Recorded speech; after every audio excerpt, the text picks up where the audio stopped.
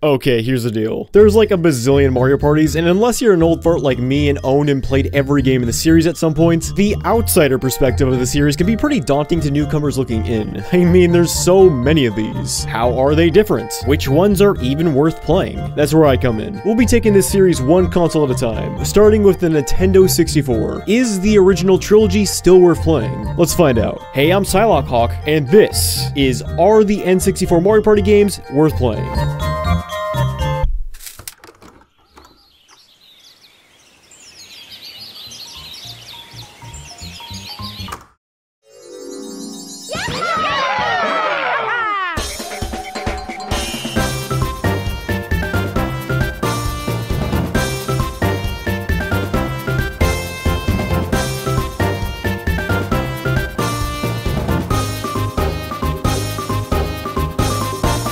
We start at humble beginnings, and by humble I mean this game is rough as shit. It's got its charm though. In 1998, Hudson Soft, not Nintendo, the creators of Bomberman in fact, graced us with the first look into this new exciting genre of game. We take the concept for granted since Mario Party is such a household name by this point, but don't let it be mistaken. The first Mario Party was extremely original for 1998, and it set the foundation for the entirety of the series. A foundation so solid that not a whole lot changed in subsequent entries. If you've played a Mario Party, and for the purposes of this video, I'm going to assume that you've played at least one of them, you know that foundation, where people can play together exploring a virtual game board, playing a minigame after every turn to win coins, which you then use to buy stars you find on the board. The winner of the game being the person who gathered the most stars by the end. Simple, but effective. Accessibility is the name of the game, and Mario Party is a very good party game. Even this first one.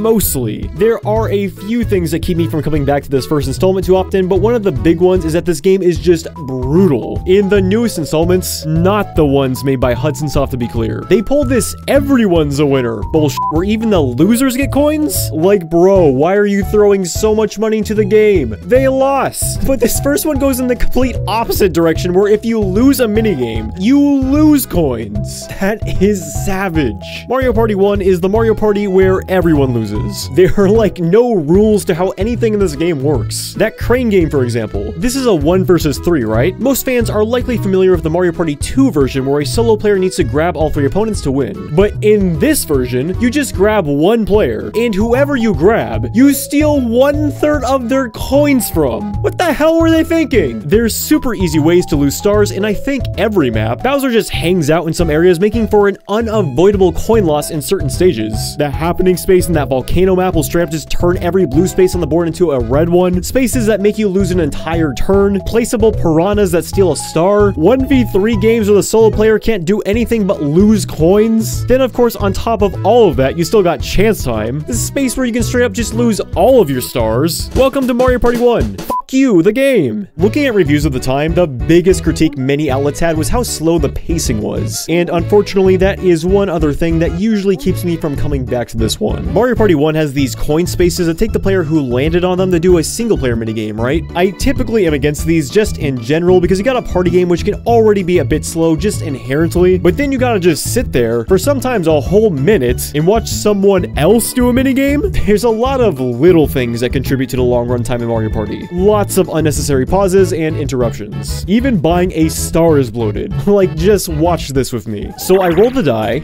I gotta like slowly ride this demon cloud to Toad. Fades out, fades in. Toad says a bunch of shit, all of which I'm not reading because I'm trying to speed this up. Star goes to me, there's a little jingle. Then we're just waiting there. Toad says some more shit I skip. Tower rotates over the Bowser. Fade out.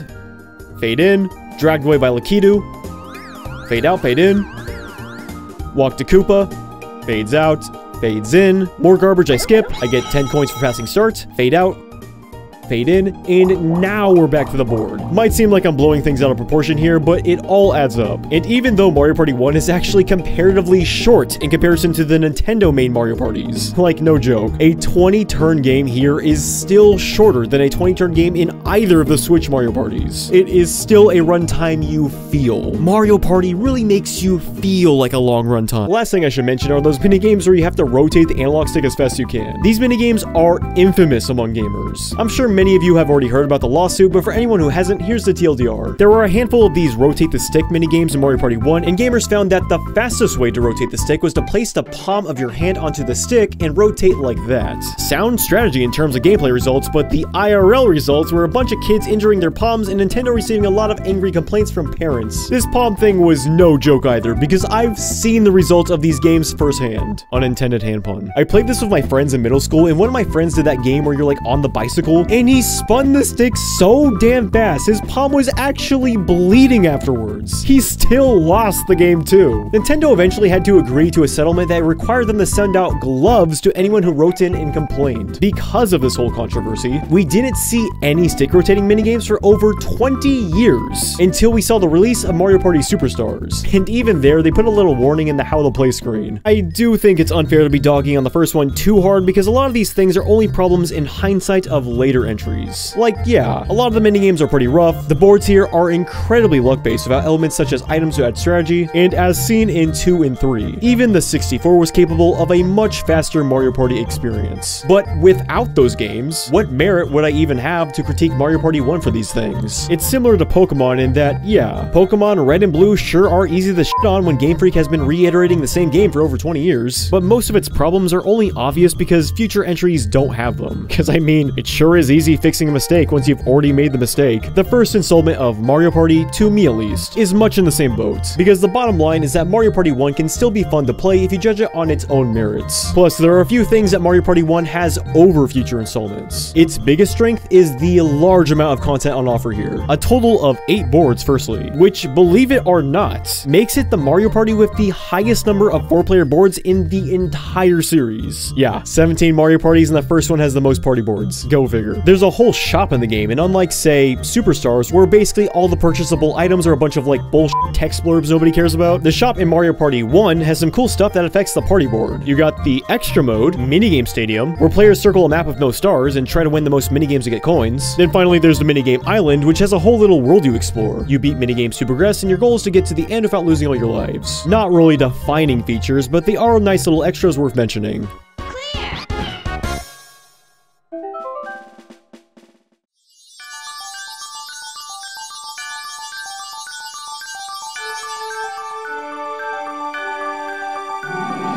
Good or bad, this was certainly a game you got your money's worth with back in the day. It's pretty rough in retrospect, but I do think this first one still deserves credit for basically creating a new genre of game, and doing a decent job at it. If you garner enjoyment from you and all your friends being constantly fucked over via a video game, this can definitely be an entertaining time. But if you want a better designed experience, that's where this next one comes in.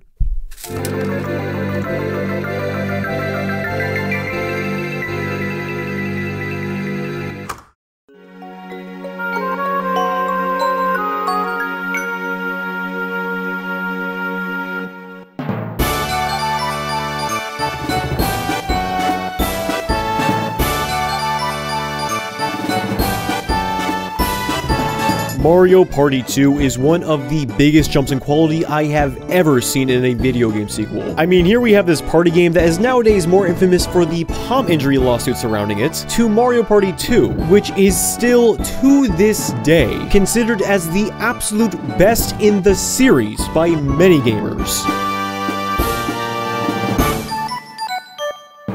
Basically, every single aspect that defines this game is better than its predecessor. The boards are better, the minigames are better, the theming is better, the presentation is better, even the music is better. And while there have been just as many gamers recently that will tell you this game is overrated, it's not like Mario Party 2 gained its status over nothing. Let's start with the new stuff, because there's a lot of additions to introduce that are now staples of the series. Firstly, and most importantly, this was the introduction of items. Items are such a key feature to Mario Party and add so much needed strategy. It's crazy to think that they weren't here from the beginning. Double dice, triple dice, warp to other players, warp to the star, summon Boo, turn into Bowser and steal coins, skeleton keys to open secret passages. While you can only hold a single item in this second installment, this is a much welcome feature that adds so much to the game. In addition to the items were the item spaces that let you play item minigames, which replaced Mario Party 1's single-player minigames. Still not a huge fan of waiting for someone else to play a game that usually doesn't impact me in any way, but credit where credit credit is due, these are generally much shorter than the single-player games we saw in Mario Party 1. Battle minigames saw their introduction here, another huge addition. In this game, they're allocated to a lightning space, and whenever someone lands on it, everyone throws a set amount of coins into a pot, and the winner of the game gets it all. Well, most of it. Second place gets some coins too. Alongside battle minigames were duel minigames that only appear towards the end of the game when two players landed on the same spot. The person who initiated the duel gets to set the amount of coins being wagered, and the winner takes it all. A smaller addition, but notable all the same, was the bank. The way the bank works is that each time you pass the bank space, you're asked to deposit 5 coins. This accumulates amongst everyone playing, and the person to finally land on the space gets everything saved up in there. This was something removed in future entries, but I always thought it was cool. Oh, I almost forgot to mention, one of the coolest attributes of Mario Party 2, something we never saw in future installments in fact, was all of the themed elements. For example, you're playing the pirate map, everyone dresses up as pirates the whole game, including Toad, who is now a ship, I guess. The duel minigame is a sword fight, the item minigame is themed to a pier with barrels, and the finale sees the winner sword fighting Bowser inside a cave of treasures. However, this does mean that every board only has one item and duel minigame in rotation. But I don't know, I never thought it was that big of an issue. Item minigames aren't that common, and duel minigames literally only show up during the last 5 turns, if they show up at all. Most of the games are fun, except Bowser Lands. They're quick, except Bowser Lands. And they are unique to each board. I mean, hey, at least it's not like Mario Party 7, where anytime you land on the mic space, you play the same exact drawn-out minigame every time, regardless of the board. And the game isn't even good, but we'll get to that game when we get to it. Speaking of theming, let's talk about the boards. There are 6 of them here, so while not quite as many as the original's 8, the quality of the boards far surpasses what we saw there. Of the 6 here, I'd argue 5 of them are pretty good. The weakest link here, in my opinion, being Mystery Land. It's one of those segmented boards which I've never been huge on, but even Mystery Land is better than half the boards in Mario Party 1. In fact, if it was in Mario Party 1, it would probably be considered one of the good boards by proxy. While I don't want to sit here and explain the ins and outs of every single map, I do want to give a quick shout out to Bowser Land for being batshit insane. In Bowser Land, Toad gets kidnapped, so you have baby Bowser hosting the duration of your game on this one, but that's only the beginning. You know those bank spaces I was talking about? Well, on this board, they're loan spaces. Pass by the loan space and you get a loan of 5 coins. But once somebody lands on the space, they have to pay the massive debt that's been accumulated by Bowser Banker here handing out loans. This is also the only map in the game with 2 item shops, with the catch being that in the second shop, the shopkeeper will just hand out whatever random item he thinks you should have, and then you have to pay for an item you may or may not even want. There's a terrible parade every few turns that, alongside running you back to start, will force you to lose coins for every space you pass while caught in the parade. So the whole time you're trying to redirect the parade to hit other players and not you. Then there's probably the most disgusting thing to ever be placed on a Mario Party board, the blooper wheel. So you land on any of these 3 happening spaces, which is really easy to do since they're all in a row, and you're sent to Mario Party hell. You get stuck in this circle, forced to go around and around for all eternity until you land on another happening space that lets you out. I have no joke been stuck in this damn circle for more than half the game once. It drove me insane. And once I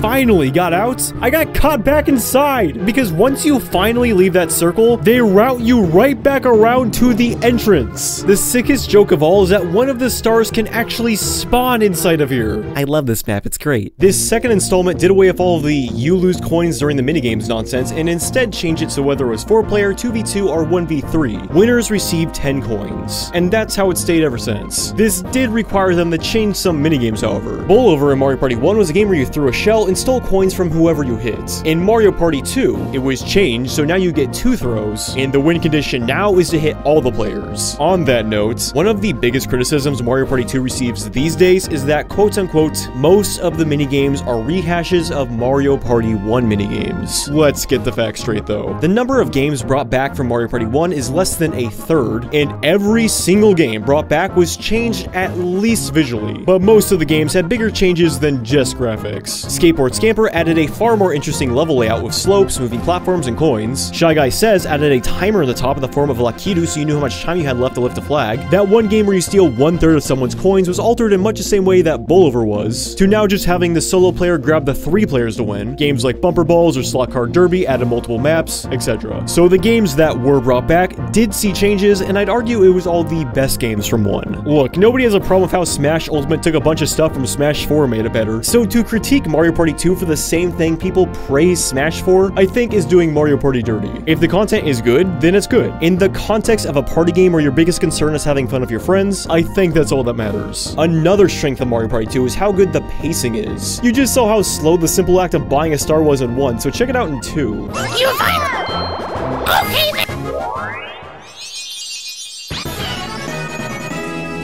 Boom, that's it. That's all you need. Finally, all the extras from Mario Party 1 return here as well. You got your minigame coaster, which is your single player mode akin to the minigame island in the original, tournament modes where you try to win the most minigames back to back, and that stadium returns where you circle a track and try to get the most coins. Myself and basically all my friends from high school really like Mario Party 2. It's easily my most played game on the Nintendo 64 and arguably one of the most replayable games on the console, right up there with Mario 64. Mario Party 2 kept everything that worked and fixed all the issues of its predecessor. It's one of the most well-rounded party games ever, with my biggest critique being that there's only 6 playable characters. I don't know, that seems incredibly low and often leads to people fighting over who gets to play who. I know a lot of younger players can't stand the visuals and will immediately write off any game on the console because of it, but if the graphics on N64 don't bother you, then I'd highly recommend Mario Party 2 if you haven't played it. 2 games in and we're already at our peak? Is this really the best the series gets? To some players, yes, but to others, the peak was our next title.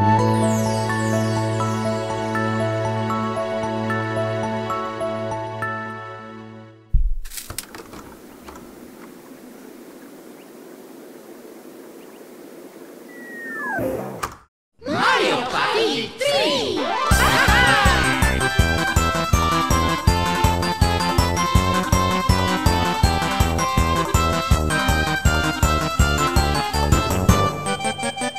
Released as late as 2001 in the West, Mario Party 3 was one of the last first-party games on the Nintendo 64, and well, you can kinda tell given how well this game holds up visually. It was the Mario Party where Hudson Soft decided that circles were overrated, because now all the spaces were octagons. Jokes aside, one of the biggest gimmicks of 3 is that the Mushroom Kingdom is turned into a toy box, resulting in this paper aesthetic you see across the various boards and minigames. A lot of reviews at the time lamented how underwhelming the game looked, but I think that has more to do with the fact that the 5th generation of consoles were coming to an end, opposed to this game specifically, because the clean presentation still looks good today. That's all well and good, but how is the game itself? There's always this huge debate. 2 versus 3. Which one is better? Well, I will say on paper, 3 definitely sounds better. 70 brand new minigames, not from 1 or 2. The introduction of Daisy and Waluigi as playable characters, which is honestly a huge deal considering the cast of characters was upgraded from 6 to 8. New action time events that make the boards feel more interactive. Twice as many items as 2, with the ability to now hold 3 at once now. Some of these items are insane too.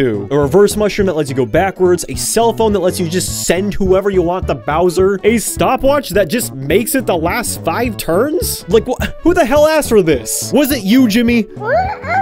It was Jimmy! Everyone get him! And finally, a downright fantastic dual board mode, which is sort of Pokemon-esque in some aspects. This is a 2-player mode where you and a rival explore one of 6 exclusive boards, with the ultimate goal of running your opponent's HP down to 0. There's a plethora of baddies you can have fight for you, all with unique stats and abilities. You can power them up, certain baddie combinations give you a bonus. Why this never came back is beyond me, because this is something I really think could have been expanded on. So all of that sounds great. It's better than 2 then, right? 3 definitely seems to get way more support these days than 2. But I don't think it's as cut and dry as people make it out to be. Firstly, 2 had the better overall board selection. Both games have 6 standard party boards, and while 2 only had 1 real stinker, I think only half of 3's boards are any good. Chilly Waters and Spiny Desert are both fantastic. That last one is especially impressive, because how often is a desert-themed stage in Mario any good? Woody Woods is decent, but then you got Deep Blooper Sea, which is too frustrating with the happening spaces. You're constantly getting thrown around side to side, and it makes the whole thing way too luck-oriented. Creepy Caverns, well, it's another one of those maps that is segregated into 2 halves, not a fan. And Waluigi Island, don't kill me, but I think the only reason it gets as much praise as it does is because it's Waluigi themed. The big middle finger is this roulette thing right here. Basically, to get anywhere on the map, you have to stop this wheel on the direction you want, which feels very luck-based, because not only do you need to time the wheel, skill, but you then have to take into account how long it takes to jump onto the spinner. And then if you're playing on a flat screen TV, you also have to take into account how much input lag your TV has. So basically what ends up happening every time I play this map is that 1 or 2 players get stuck in the bottom left corner of the map for basically the entire duration of the game. Because let's look at this. There's 4 arrows on the spinner, 1 leads back down, which is already a pretty big f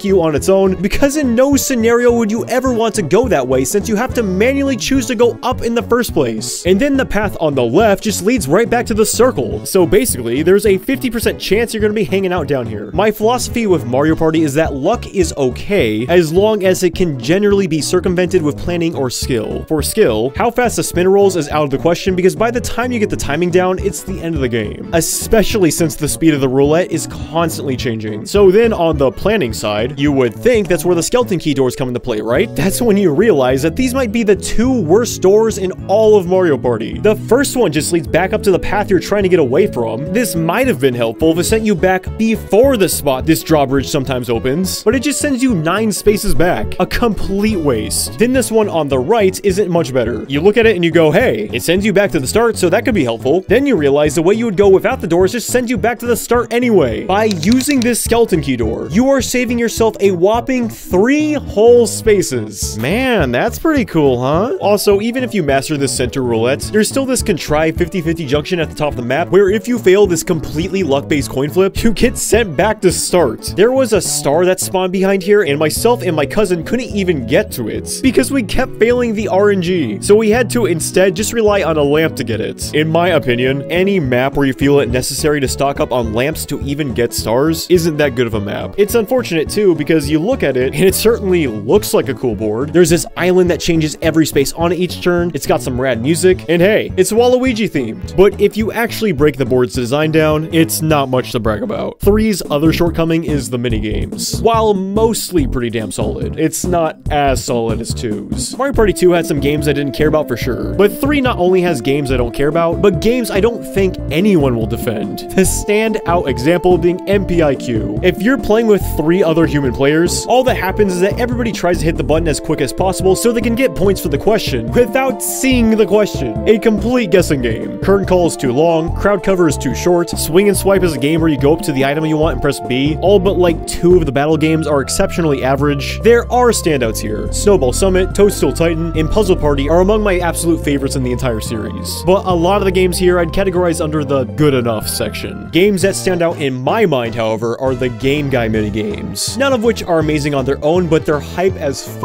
A new space, the Game Guy space, is exclusive to Mario Party 3 and appears on both Battle Royale and dual maps. And once you land on one of these, you're robbed of all of your coins and are forced to gamble them away. There is a light amount of skill involved in some of these, but for the most part, you truly are throwing your savings up the chance. While people generally lose, winning these are always the highlight of the game. I had a friend land on such a large multiplier in that roulette game, he literally walked out with like 800 coins. It was nuts. As far as the extra content, there are less minigame modes. The minigame track thing is no longer here, and neither is a solo minigame adventure mode. In its place is an actual campaign mode with a stitched-together story. It's a cute feature. There's even a boss fight at the end. But I'm not a fan of how you have to play the mode to unlock 2 of the maps. I don't think it's a hot take to say that Mario Party isn't nearly as fun by yourself. And while something like a single-player mode is a nice little extra, something like this really shouldn't be required to unlock content in a party game. I know it probably sounds like I'm really harping on the game, but I love 3. Sure, there might be lower lows, but there are also higher highs. The maps and minigames that are good are some of the best. The new duel mode, while arguably a bit too luck-based, is one of the best ideas we've seen from the series, and it's astonishing it never came back. The presentation, while it has no more map-specific theming like we saw in 2 of the costumes, it's still very well done and it holds up well. Expanding the item pool with the ability to hold 3 now grants a lot more options to the player, and as I said, upgrading the roster to 6 to 8 is a much bigger deal than it may seem. Waluigi and Daisy have been staples ever since. Also, on the Chilly Waters map, this penguin is killing this snowman with his sunlight, and this other penguin is kicking back drinking martinis while he is willingly witnessing murder. Just wanted to, you know, point that out. While the 2 versus 3 debate will likely continue until the end of time, Mario Party 3 is a worthy successor to its predecessor, with some great new additions that only live inside this entry. Definitely still worth playing today. So now that we've talked about all 3 games on the 64, what's the final verdict? Mario Party 1, while it has a certain primitive charm, is pretty rough all things considered. I tried playing this with some buds over Christmas Christmas break, and like 5 turns in, they were basically like, bro, fuck this, let's just play Mario Party 2. Granted, we were playing that Wario map, which is basically like the worst one, but the sentiment still stands. From my experience, the first Mario Party is very unforgiving to people who aren't as skilled at games. Mario Party 2 was one of the best sequels in any franchise basically ever. It improved on so much, and it's easily the most well-rounded in the franchise. If it had some of the conveniences of future games like faster board traversal, being able to hold 3 items, and a bigger character roster, this would be, in my opinion, the perfect party experience. But unfortunately, Mario Party 2 doesn't have those things, so it's pretty toe-to-toe with Mario Party 3. A game that does have all those things, with the trade-off being that the overall board and minigame selection isn't as solid. To each their own, of course. I'm sure there's people out there that prefer the minigames in 3 to those in 2. But at the same time, I'd be shocked if people out there preferred maps like Blooper Sea or Dark Caverns over stuff like Bowser Land and Space Land. Mario Party 3 is still a great game all the same, and I find myself jumping between it and 2 whenever I have friends over that want to play some Mario Party. Of all the games on the 64, Mario Parties 2 and 3 get high recommendations from me. Mario Party 1, I'd only recommend if you want to see how the series got its start, or if you love torturing your friends. But this was just the beginning to a long-running franchise. And next time, we'll be taking a look at its jump to the Nintendo GameCube. Were they better? Were they worse? And are they worth playing? Find out next time when we cover Mario Parties 4 through 7. I'll see you then.